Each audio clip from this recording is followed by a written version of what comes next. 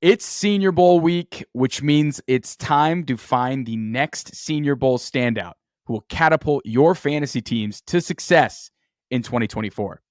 I am your host, Shaun Moran, and I am joined today by my fellow co-hosts, good friends, and knowers of ball, Keegan Thompson and Aidan Haller. Aidan, how you doing today, man? I'm doing fantastic, Shaun. Been grinding film all day. Good to see some familiar faces and some new faces that I wasn't quite as familiar with at the Senior Bowl this upcoming week. So feels good. Draft coverage was a ton of fun last offseason, so it's good to kind of reactivate that muscle and start to get back in the groove. So excited to talk to some of the guys we've got our eyes on at the Senior Bowl this week.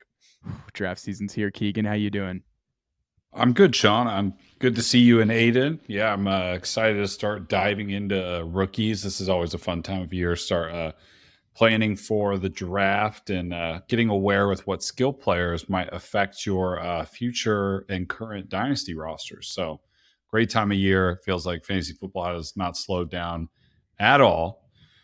We went from playoffs to Super Bowl. Hasn't even been played yet. And we're already here talking about Senior Bowl standouts. So peak fantasy football behavior.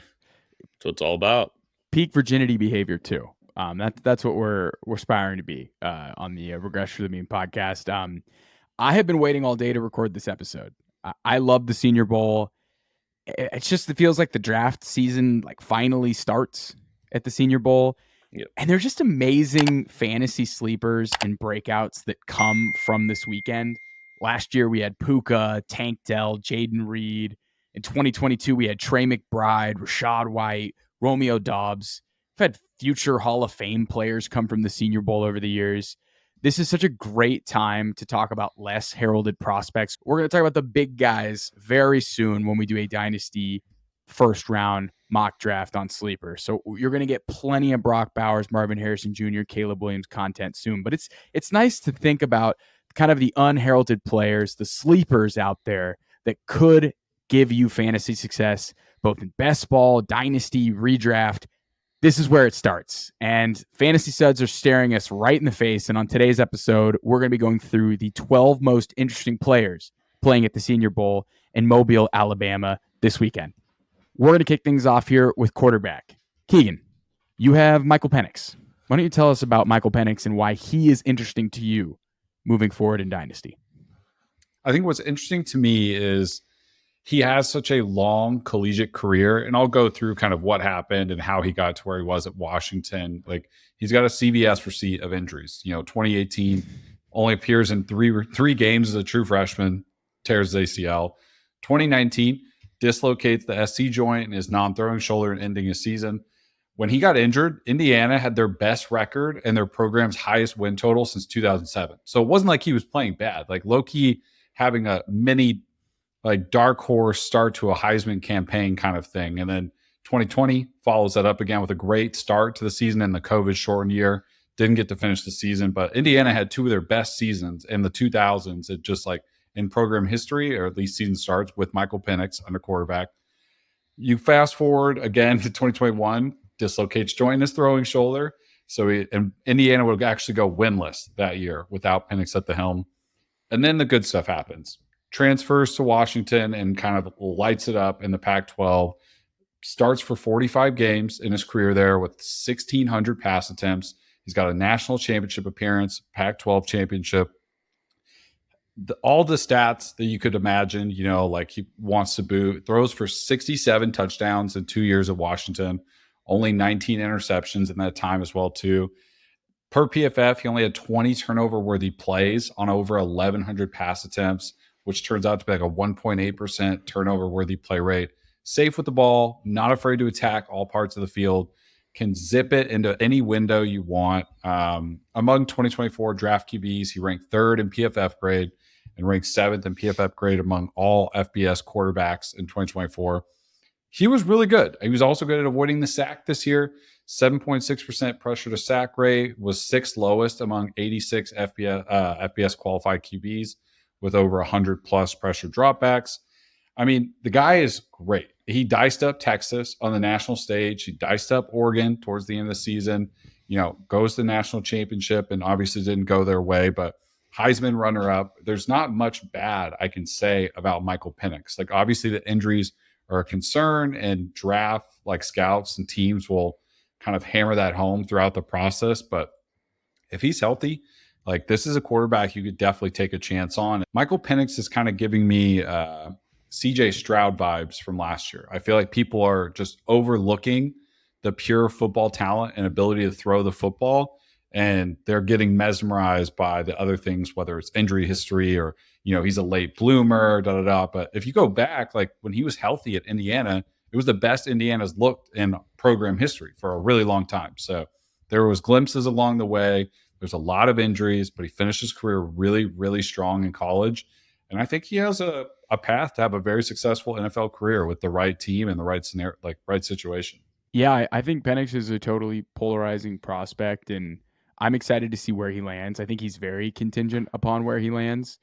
He kind of reminds me a bit of Jared Goff, where rocket arm in the pocket, you move him off a spot a little bit, it gets a little more erratic, but he had a very impressive 6th season. You have to caveat that 6th season. He's going to be 24 years old start of next season. So got to caveat that with Michael Penix. Another quarterback that we're going to be talking about today is another super senior, another 5th-year guy, and that is none other than Bo Nix, who is going to be a highly polarizing prospect. I've seen some analysts, including Daniel Jeremiah, mock him in the top 15 of his first mock draft, which seems a little bit rich for my blood for Bo Nix. But if you dig into what he did over the past 2 years at Oregon in particular, you can see why a lot of people are high on him. He's got prototypical height. He's not got prototypical 6'4", 6'5" height, but he's got the prototypical athletic build at quarterback, clocking in at the Senior Bowl at 6'1", 218. For reference, that's about what Jalen Hurts, that's about his height and weight. So for reference, if you want to think about Bo Nix will look like at the NFL level, 5 years in school, transferred from Auburn, had nothing to do with injury like Penix, had everything to do with the fact that he just wasn't very good at Auburn, very erratic. But in 2023, he was PFF's #1 rated passer. His numbers were staggering. He had a 77% completion rate, 4,450 yards, 45 touchdowns, and just 3 INTs. Definition of a late bloomer. Showed flashes at Auburn, but he was super erratic in his 3 years in the SEC. The knock on him is I'd say he's more of a game manager. He didn't make a ton of big-time throws, but his 1% turnover throw percentage was the best in college football last year. And he also had a top 3 best pressure to sack percentage, meaning that when he was pressured, he was avoiding the sack at an elite rate. So this guy was safe with the football. He didn't make mistakes. He didn't take sacks, but he also didn't really throw down the field. Again, 4.1% big-time throw rate, which was ranked 29th out of all 2024 draft-eligible quarterbacks this year. What was crazy is I saw in his 5 years in college, he had 38 career rushing touchdowns, including 14 during the 2022 seasons with the Oregon Ducks. I think Nix is a system quarterback with strong athletic traits, and he got better every single year he was in school. I think it'd be super fair if a team wanted to take him at the end of the first round, or if someone wanted to take him at the beginning of the second round. But it's getting a little egregious here when you got him in the top 15, in my opinion. I have him as my quarterback 4 pretty easily. Thoughts on Bo Nix, guys? Yeah, I think this one's going to come down to fit quite a bit as well. The Oregon tape and the Oregon stats are pretty eye-popping, especially like this year too. Just, pretty phenomenal year. If you throw out the Auburn years and like you're just looking at these 2 years, it's like, here we go. Like, we're cooking with gas here. So, obviously a little older, but, he's got the arm, pretty mobile as well. Definitely a bit of a dual threat guy. I know, Shaun, as you mentioned, like 14 rushing yards the season prior. Like, he's definitely got some scoot to him. A little moxie at the quarterback position. So, I like him. Top 10, top 15 feels, a bit rich for my appetite personally, but, he's going to land somewhere and he's going to be a starting quarterback in the NFL, whether it's this year or next year. He's definitely going to get a crack at it. Keegan, you had some pretty harsh thoughts on Bo Nix before we jumped to start recording. What's your 30-second elevator pitch on Bo Nix on why a team shouldn't draft him? I just think it's crazy that you would rather have Bo Nix over Michael Penix. Like, they're both guys who like bloom late in their career, but like I saw like you can see signs of like Penix being really good, as I mentioned, with like how good Indiana was for the first time in a long time when he was healthy. I just think Penix is more of a complete like quarterback as well. I don't think Bo Nix was very good at the college's best stage in the SEC, and like that matters. It's not like he was injured and stuff. Like he played in the SEC 3 years. He just like wasn't good there. Is it scheme that helped him in Oregon? Is it just because he grew up, he matured? I'm not sure, but I'd rather have Penix than Bo Nix. Aidan, who's your quarterback that you want to Yes. talk about? So I think like there's a very clear top 6 in terms of like the QBs in this year's draft. You guys have just went over 2. We've got Caleb, we've got Drake, you've got JJ, and I'm blanking off the other one off the top of my head. Jaden. There he is. Jaden off the top of my head. Great quarterback class, by the way. And like loaded. But there's a couple of other QBs. And like on most lists, the guy I'm talking about here is typically QB7 or QB8. Kind of flip him around. And that's Michael Pratt out of Tulane. This isn't the sexiest pick, it's very just very sturdy. 4-year starter at Tulane. He averaged about 2,500 yards every year, 20 plus TDs every year. Completion percentage increased every single year, all the way from, low 50s up to 65%. No real elite traits like some of these other guys, sitting in just about 6'2", a little over 200. Definitely a bit of Brock Purdy feel to him. It's just like not a lot of elite skills, kind of broke every record at Tulane, kind of similar to Brock Purdy. But, it's like real good proven leader. His teammates absolutely loved him. Quick decision making, good ball accuracy. So like this is a guy that's probably going to go somewhere, late day 2. Isn't going to be the sexiest pick, but, could definitely get a crack at, starting some games in the NFL at some point in his career. It's, again, it's not going to be sexy. He's not going to be starting right away, but, put him behind a good QB, kind of just like groom him a bit. Like, who knows? This guy, played a ton of football in college. This isn't some one-hit wonder. Obviously Tulane isn't the top tier in terms of conferences too. It wasn't elite competition by any means, but the guy played good football. I like him. Yeah, it's like a lot of Brock Purdy to me in terms of size, accomplishments, just overall traits with him. He had that big game against USC in the bowl game. I think he tore up a really bad defense. People had really high expectations this year. I think he was injured for parts of this year too. So he missed like 2 games. Been up and down. Been up and down for Pratt. Yeah, still had pretty good numbers. Yeah, he's all have a similar height weight build. All 3 of these quarterbacks are kind of offer different flavors of non-elite traits, but I think they're all interesting nonetheless. But the real interesting guys in this class for fantasy, in my humble opinion, are the wide receivers. And I think it's an embarrassment of riches here at the Senior Bowl. And I'm really excited to talk about this position group. Aidan, I think we're going to stick it with you because you are going to be talking about the guy who kind of took over the Senior Bowl this weekend. People are lauding him the winner of the wide receiver group, and that's Roman Wilson. So tell us a little bit about Roman Wilson, the wide receiver out of Michigan.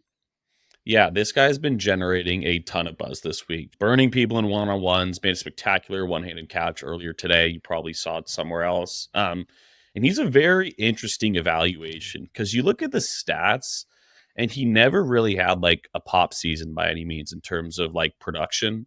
His first 3 years were pretty mellow, never topped 400 or 500 yards. This year, he didn't even hit 800 yards, but had 12 touchdowns. Granted, it's a Michigan offense. This isn't, this is no air raid offense by any means. So, look at Nico Collins, like these type of receivers at Michigan, like they've got the skills, but the volume typically isn't there. So surface level, it's kind of hard to evaluate these guys. A true slot receiver, sitting in at 5'10", he's not big by any means, played just over 2/3 of his snaps from the slot position. So, he's not your Z, he's not your X. This is a guy that's truly going to play in the slot at the NFL level. Great route runner, though, at his size, knows how to manipulate space in the slot, very quick, twitchy. A comp that I like that I saw was Tyler Lockett with a bit more juice. Can definitely take the top off the defense a bit more than Tyler Lockett. He's probably going to run in like the high 4.3s, maybe low 4.4s. So definitely someone to keep an eye on. Likely a late day 2, maybe day 3 pick from kind of where I've seen him in terms of the wide receiver rankings and just overall big boards. But keep an eye on Roman Wilson. This guy, showed up in the big stage. He was on those Michigan teams, made big plays in the championship. Like, this is a good wide receiver. Honolulu raised Roman Wilson, man. What a fun guy to follow. His one-on-one reps at Senior Bowl have been super fun. Twitched up, 22 years old, blue blood program, 4 years, national champion. He seems like one of these seniors that has a ton of experience that also is probably underutilized in a low passing volume offense. So For sure. I'm excited to see Roman Wilson at the combine to see what he runs. I think it could really change my opinion of him. Yep. A guy who has not had as great of a Senior Bowl start has been one of the more splashier tape bro favorites out of South Carolina, who had a very late career breakout. And Xavier, is it Legette? I've heard people say Legette. I've heard people say Legette. We'll have to dive into that. I think it's Legette. I think it's Legette. Xavier, I'm pretty sure it's Legette. Legette. And Pretty Keegan sure it's Legette. is our resident Gamecocks expert. So Keegan, tell us a little bit about his girlfriend went to USC, the Southern USC. So that's why I say that. They call it the real Keegan, USC. The real USC, yes. Tell us about Xavier Legette. I think the first thing is he has a great build for a wide receiver. I mean, he's listed at 6'1" at the Senior Bowl, but he's probably like 6'2", 6'3", 223 pounds. Like, awesome frame, like for a wide receiver. But yeah, I mean, in his first 4 years of college football, he didn't even total 500 receiving yards. So that is a bit of a concern. But he did have a fantastic 2023 year by like all statistical measurements: 12 games, 71 receptions, 1,255 yards, 7 touchdowns. He only had 2 drops on target throws in 2023, but earlier in his career, drops were something that was not or was a bit more of a problem. So it's good to see some consistency building there. Kind of like a bully ball, like yak style player. He's really good long speed. I noticed when I was watching him, the speed that he's missing is like the immediate burst and acceleration to get off the line. But when he is running, he's running very, very fast. And it bodes well when the ball's in his hands. Like when he gets up to stride, he's a hard guy to catch. There's a ton of plays of him pulling away when you watch his tape. Also has like above average contested catch ability, really good strong hand-eye coordination, like can adjust to the ball. Just like an animal in those contested catch situations with that frame, that size, that mix of ability of his body control. He had 13 different catches of 30-plus yards this year, which led the nation. 17.7 yards per catch. The late bloomer thing will definitely be a problem. That's playing SEC ball. Like people really take that into account. And also, he did struggle against some major programs in the SEC this year on his schedule. Had some dud games against Georgia, Tennessee, Missouri, A&M, and Clemson, which are arguably the 6 best teams they played this year. He was great against lesser comp. Is that a him thing? Is it a Spencer Rattler thing? Is it just South Carolina in general? I don't know, but I thought it was notable. I think he'd be really good in like a vertical offense that stretches the field, but he also could be a huge mismatch lining up in the slot. Shaun, you actually brought that up to me as well, and then started hearing some people talk more about that. The thing is, he's got really insane measurables. It's hard to knock like that and take that away from him. The lack of production in his first 4 seasons are definitely concerning, but he kind of feels like a guy who has all the stuff you can't teach when it comes to wide receiver. So like get him in the right org, get him with a good wide receivers coach, pair him with a really good quarterback, and kind of just like let him bloom and like coach him up. But I think he'd be a valuable wide receiver in the NFL. Where he'll get drafted, I have no idea. Most people kind of have him at like the wide receiver 11, 12, 13 in that range of this class. And it is stacked, but I think he's got a lot of high upside for sure. The frame, the ability to like go up and contested catches and that long breakaway speed makes him super intriguing. Yeah, I can't stop seeing Alshon Jeffrey. It's I know it's part jersey, but just like the jump balls, the sheer size, the high pointing, I'm just like, that's Alshon Jeffrey. Like the speed's pretty similar to like Alshon wasn't quick off the break, but like just absolute freaking yak because of his size, and like once you got an open space, it's just like an absolute like gazelle with his strides. So yeah, no, I see a ton of Alshon Jeffrey, probably a little less polished. Alshon was more of like a college dominator, I guess, in terms of like production on a week to week and year by year basis. But I see a lot of similarities personally. Yeah, he reminds me of like kind of a Kirkland brand DK Metcalf. Yeah. Right. That's kind of how I see him. But yeah, you put him in the slant and have him run that Rashee Rice type role potentially. It could be really fun. It's nice to see a different profile of wide receiver because we've just seen so many smalls and slot guys It's nice to see a power slot big guy that could potentially win down the field. The late breaking out in your 5th year is kind of tough, but really Some of fun his tape player. gave me Treylon Burks Arkansas vibes. He's built like Yeah. him. He's built like sure. Treylon. He really Yeah. is. That's a great comp.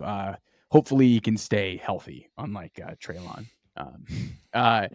Moving on to the next receiver here, the guy who won day one, I would say, outside of Roman Wilson, is a man whose name is Lad, and that is Lad McConkey, the wide receiver out of Georgia. First off, Lad McConkey, what a name.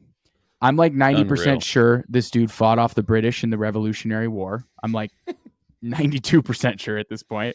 5'11", 187, 22 years old. He was only in school for 3 years. So this is the first year the Senior Bowl has technically allowed juniors to come out and play. And he's one of the juniors that came out and played. So this is a first-time appearance for somebody like Lad McConkey. A lot of people are comparing him to Cooper Kupp. I think that's a little bit racist. Is it racist? I don't know. I don't Shifty white guy, Cooper Kupp. I don't see Cooper Kupp. I'll get to my player comp in a little bit, but Lad is a certified soul snatcher on the field, guys. This guy's a crisp route runner. He's creative after the catch, and he's a zone beating merchant. He thrived in the intermediate and middle of the field, which I think makes him the ideal slot wide receiver in the NFL. What's interesting, though, he primarily lined up outside in the Georgia offense. It was like an 80-20% split, 80% out wide, 20% in the slot. But most of his production came out when he played in the slot. So I don't know if he's going to be a slot-only player in the NFL. I actually think you can line him outside and he can win, especially against zone coverage to start. I think his route running will be a little bit overrated, but I definitely think he has a crisp route tree. And the player comp that I have for him is not Cooper Kupp, considering the Cooper Kupp was 6'2", 194. But I think it's Deontay Johnson. He reminds me a ton of Deontay Johnson, and I think he actually can be DJ with better after the catch ability, where he's like a really good separator route runner, and he actually is really creative when he has the ball in his hands at getting extra yards and forcing missed tackles. So Lad's legit. I know people have comped him to ARSB. I don't think he's that tough over the middle, but he could be one of these really good slot receivers in the NFL. And he's somebody that I think is potentially could sneak into round one, but for sure is going to be someone that'll be taken at the top of round two. That's how much his stock has risen. Mr. Lad McConkey. What a name. Wow. Round one would be something. I remember when I saw him for the first time during like the playoff last year. I was like, this guy isn't real. Like just the name itself, he like caught a touchdown. I was like, all right, whatever. But his tape's pretty impressive. He did it at the highest level. So it's like, I don't know. It feels like he shouldn't move like that, but like he's always open. He's just really good at creating space. I'm just curious how this one's going to shake out too. And yeah, like an early declare, like most of the guys are. He's 22, but he redshirted his freshman year, but he only played 3 years, so he was technically a junior. Okay. He could have stayed for another year, so he's technically an early declare. He's an interesting one. He's an interesting one for sure. Yeah, I think he's talented. Aidan, you have another senior standout wide receiver. Tell us a little bit about Javon Baker out of UCF. Yeah, this is my favorite guy personally, out of the Senior Bowl in general. This is a guy that I've been watching for 2 years. Really explosive athlete, 5-star recruit, initially signed to Alabama, kind of sat in a logjam behind some of those Alabama receivers in his first 2 years. So really didn't get any runs there. I think he caught a total of 15, 20 balls. Really nothing in his first 2 years. Transferred to UCF, where he's been awesome the last 2 years. In 2022, he had just under 800 yards and 5 touchdowns. Last year, followed that up with just under 1,200 yards and 7 touchdowns. Was second in the country in terms of yards per catch at 21.9. Wow. Just absolutely explosive dude. Probably profiles as more of like your Z receiver. Not going to be your true X at the NFL level, just due to his size. He's a hair over 6 foot. Little over 200 yards. Not the biggest guy, not the fastest guy, but really strong in terms of like body manipulation, kind of like those head fakes. He's really good at kind of just like getting space with like his route running and overall just like, crispiness with his runs. strong hands too, especially at the point of catch. You see him consistently high pointing balls. It's not a guy that's just, getting doinked in the chest left and right. A Quentin guy, Johnston? again, yeah, definitely no QJ here. Like a comp that I've seen, like since I first started watching him, is Brandon Ayuk. I think super similar size. He's probably a hair slower, but when you look at the frames and their overall just like route running and ability just to like absolutely like lose a defender, it's super similar. I think this is a guy that's absolutely going to make an impact at the NFL level. Has made some big plays already in the Senior Bowl this week, generating a ton of positive buzz. So yeah, Javon Baker, man, this is a guy that I really like. This was one that I had to talk about this week. Wow, that was like Keegan talking about Breece Hall. You just had like an out of body experience. That's a draft crush. That's officially a draft crush. He's nice. I've been watching him for 2 years now at UCF. It's UCF in general is a fun team to watch. They had that guy Bowser last year. Huge fan. Baker was out there too. So yeah, no, big fan of Javon Baker. Wow. Okay, I love that. Keegan, the next wide receiver we have here might not be a wide receiver, and it is kind of a freakazoid. His name is Johnny Wilson from Florida State University. Tell us about the potential tight end convert who is just a 6'6" monster. Yeah. He's speaking of lads, the size on this one is fucking crazy. I mean, 6'6", could maybe be 6'7". He's 237 pounds. He ran a 4.5 coming out of high school, like freak of nature frame for a guy who was playing wide receiver in college at Florida State. He's like a quarterback's best friend, right? When it comes to targets. 2022 was a better year, but I'm going to use this like for a frame of reference. But when he was targeted in 2022, the QBs had a rating of 109.1. He's like top percentiles in arm length and wingspan, as you could imagine, being 6'6", 6'7", kind of giving him an elite catch radius, like with top percentiles in those measurables. Like I think of the sports science episode where like Chad Ochocinco's catch radius was like the size of an elephant when they mapped it all out. Like I bet Johnny Wilson's catch radius is the size of 2 elephants, if I had to guess. Can high point a ball, with no problem. Tape really shows that. He's kind of snatching balls out of thin air constantly. He's also, for his size, a freak of nature speed-wise. Like he's been charted running as fast as 21.23 miles per hour in a game, which is absolutely insane for somebody at that frame. Really good spatial awareness, like good ball skills, contested catchability. I think the knock on Johnny Wilson when they go through the draft and like how he's going to adjust as either a wide receiver or tight end will be the route refinement stuff, which like makes sense. When you're 6'6", 6'7", you're like more linear stature. You don't have that same hip mobility. Like you don't have that quick twitch movement for quick in breaking routes and things like that. So I could see the transition to tight end making a little bit more sense for him. But I think those are things that are coachable. He is similar to Legette, but on a different scale, a intangible wide receiver that you can't coach 6'7". You can't coach 237. You can't coach 21 miles an hour, right?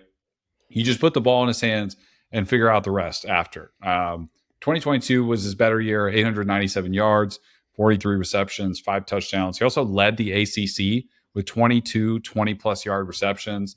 And that year he's averaging just short of 21 yards reception. So absolute freak of nature. Really surprising how fast he was with the ball in his hands. And some of the senior tape highlights that we've seen already from practice are just impressive. Watching him get off the line, like some of those things I said, like might be a knock on him. Like he's definitely looking really strong in the senior bowl practices, one-on-one, like winning against press, like delayed press, just like kind of getting off the line really smoothly for a guy his size. It's a treat to watch him. He's quite the freak of nature.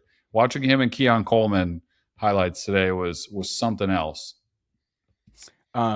It's pretty awesome to see him eat up like cushion and zone just with his strides. It's freakish. And he's not like Kelvin Benjamin, who was thick in 6'7". He's like a slender 6'7". You could see him easily turning into a Darren Waller type player, who's a converted wide receiver, Juwan Johnson type player. I think just immediate impact in a red zone because he's able to beat guys at the line of scrimmage, and it's just height advantage is absurd. So I'm excited. to watch him. I'm curious what position he actually ends up entering as. I think tight end probably makes more sense for him, given how deep of a pass catching group it is. But we'll see. I think regardless, like you said, he's going to be a threat at the NFL level, especially between the 20s. The last wide receiver that I wanted to talk about is none other than Malachi Corley out of Western Kentucky.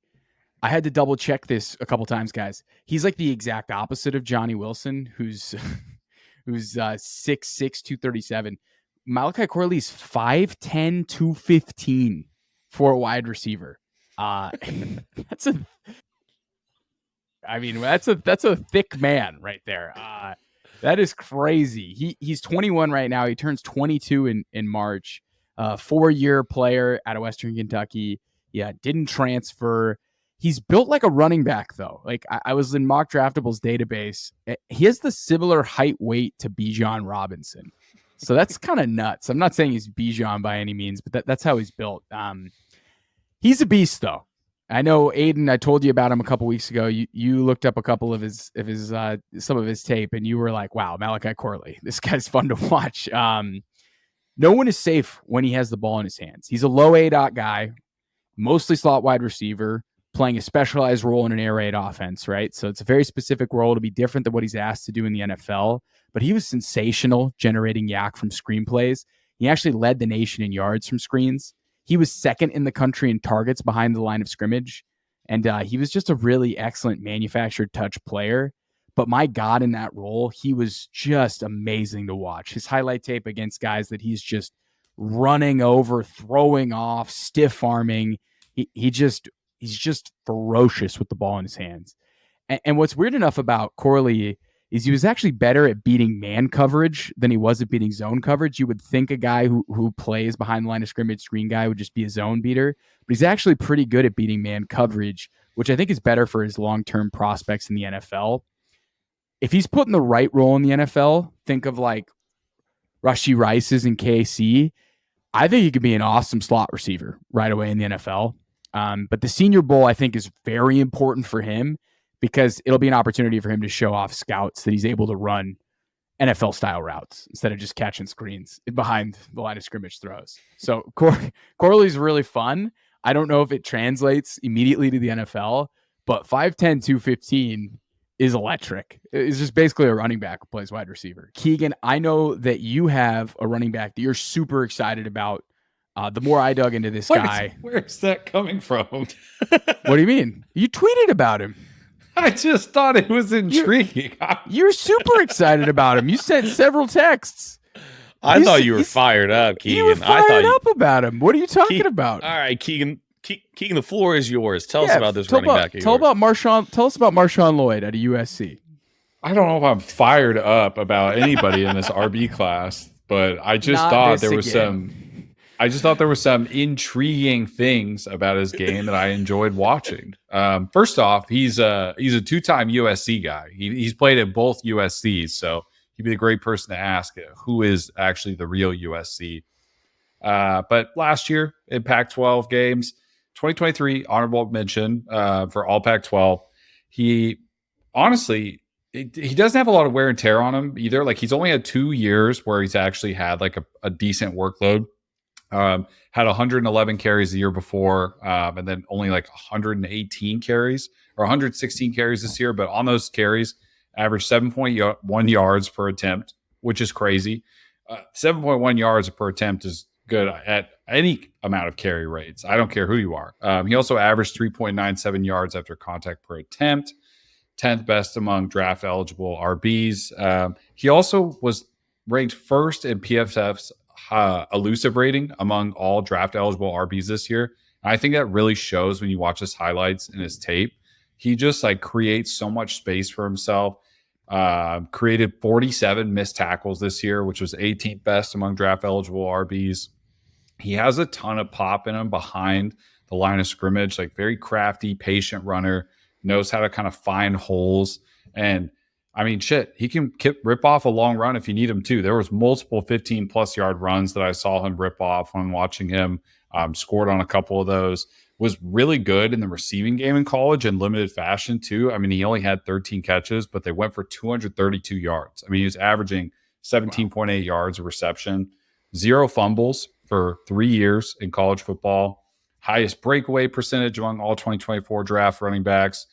Didn't grade great as a pass blocker in 2023, but so far in the Senior Bowl, I think some of the stuff that I've mentioned, I've really seen him pop, like winning those one-on-ones. And I know they're kind of like silly drills, so there's not anything else going on, but those wheel routes I'm seeing him run at the Senior Bowl practice, winning his one-on-ones against DBs, like that is exactly what it looked like when I was watching his highlights as well too. So he has some receiving upside.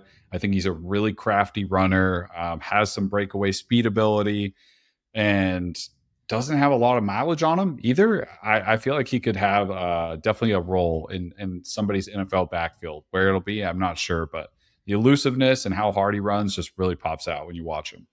Wow, you're fired up. That was fired up Keegan right there. That's how I define it. I went like back. that. I went back to the text, and you did say intrigued and interest peaked. So those were your words. So maybe fired up wasn't the right word. All right, Mr. Nitpick. But yes, Keegan is very intrigued by Marshawn Lloyd, and I am after hearing. I liked Keegan what I talk saw. There was some good stuff there. There he is. He's back. I do too. I like Lloyd. I don't like him as much as Aidan's guy, but that's purely because Aidan's guy's highlights are it's just a rolling bowling ball, just rolling through people. and that is Kentucky's Ray Davis. Tell us a little bit about Ray Davis, Aidan. Yeah, this is a fun running back. This is a guy that I wasn't familiar with until this year. 5'8", 220. So yeah, this is a meatball, man. This is fifth year guy. Played at three different schools. So started his career at Temple. Really productive freshman year. Had just under 1,000 yards, 8 touchdowns. Didn't get many touches year 2. Was trying to dig into why, and I really couldn't figure out what was going on. Wasn't injured. Transfers to Vanderbilt, where he gets injured his first year. 4th year, pretty productive. Just over 1,000 yards. Transfers to Kentucky this year, where he goes absolutely crazy. Has just over 1,400 yards. 21 total touchdowns, 14 on the ground, 7 in the air. So a true 3-down back at his size, and just an absolute blast to watch. I remember watching his Florida game this year. He accounted for just under 300 yards and 4 total touchdowns. And it was like every play was 10, 20 yards. It was just absolutely silly. In a pretty thin running back class, this guy's going to get a ton of attention. He probably didn't need to go to the Senior Bowl anyways. I think, it's a pretty thin group, and his name is already definitely going to be one of those names at the top. This is going to be a fun late day 2, maybe early day 3 pick. A lot of like Zach Moss, Damian Pierce vibes from him. Maybe a little chunkier in terms of just like his size and overall build, but this is a fun one. Ray Davis was a blast to watch this year at Kentucky, and I think he's definitely going to play at the next level. So yeah, I'm excited to see where he lands, because he's going to make an impact. He can kind of do it all at his size. Only knock on him is he's going to be 25 in his rookie season. Correct. For reference, he can rent a car. Isaiah Pacheco is old, and he's not 25 yet. So that's where we're at with Davis. But I love him as like a compliment back, or even being like a lead back. I think a lot of these guys are going to be handcuff running backs, especially at first. But man, that guy is built like Zach Moss, and his college tape at Kentucky is spectacular. Yeah, his 2023 film, if you haven't seen it, go take a look. Go take a look for it. The last prospect that we will talk about at the Senior Bowl is the running back out of Troy University, Kimani Vidal, a 4-year player, did not transfer. Another meatball, as Aidan claimed, or fire hydrant, or bowling ball. This guy is 5'7", 215. I looked up his BMI. He is technically obese at a 34 BMI. I don't think he's obese, but that is a wild BMI to have at 34. For context, the last real running back that was like 5'7", 215 is Maurice Jones-Drew. I'm not saying that he's MJB, but that's his build, just for historical precedent. He's 22. He'll be 23 in August. I absolutely loved watching this guy. He finished second in the country in rush yards this year, second in yards after contact, and he was actually second in missed tackles forced. He was PFF's sixth best graded RB in 2023. Again, he is a fire hydrant. He is a nightmare to tackle. He's fast, agile, and he's powerful. He has great contact balance. He was really solid in pass protection, and he was pretty consistent as a pass catcher for all 4 years of college. I think he has the size and skill to potentially be a 3-down back, but I think he'd be a hell of a compliment to someone like James Cook. You know what I mean? Someone who's just like a change of pace to a more slender, agile, faster back. I think Vidal is a super interesting player. This running back draft is a little weak, but I think he offers a ton of NFL ability, especially at breaking tackles. So I don't think he's as good as Marshawn Lloyd. I think Lloyd is probably the best running back right now at the Senior Bowl, but I really like Vidal. But that's it for our 12 most interesting players at the Senior Bowl. It's a blast talking prospects with you guys. It's been over a year. Feels great to get back in the saddle. We're just getting started. Yeah, we are kind of oiling up the gears, really getting ready for this machine to, take off come March and April. So yeah, no, I'm fired up. Keegan, are you fired up? Kind of. God damn it. Oh, we'll work on it. That was just Grumpy so genuine. Keegan is back. Yeah, a little bit. A little bit. Grumpy Keegan and I have been Bro, it's not even fucking February. If you're watching this, kudos to you. If you're watching this right now, thank you. Like, if you made it this far and you hear me talking, leave a comment that says, I'm here with you, Keegan. I would appreciate that. And if you are watching it this far, you're a sicko. And we appreciate grass. Yeah, we appreciate it. Thank you, everybody, for tuning in. We appreciate you. Until next time.